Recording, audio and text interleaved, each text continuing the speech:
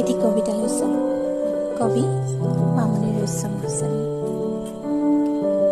ধুনীয়া দেখাৰ বয়স নাই, ধুনীয়া ফুল অৱতৰতো পকে। বাঢ়ি চোতাল শাৰী শাৰী নৌবোৱাৰী জৰী সৰি পৰে উৰণি, ধুনীয়া দেখি। উৰে ৰাতি উজাগৰে থাকি ৰখি আছে যদি চুবুৰীয়া ৰবি, টোপনি খতি হ'লেও আপোনাক ধুনীয়া দেখি। বহুদূৰ বাট কৰি পাই ভাগৰি পৰা নদীখনে যদি হঠাৎ ভাঁজ হলায়, ধুনীয়া দেখি।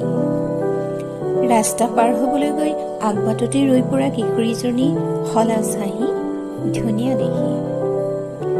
মাকৰ বুকুৰ পিয়াজ চুহি শিশুটিৰ লালকাল টোপনি, ধুনীয়া দেখি।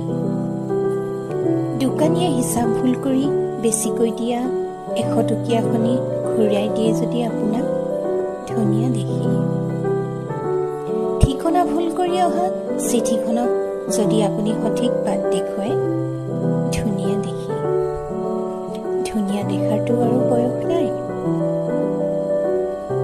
ধুনীয়া অমৰাৱতীত মুদ্ৰাৰ দুখ আপোনাৰ ভাল লাগিও যাব পাৰে। ধুনীয়া বাবে আকৌ প্ৰেমত পৰি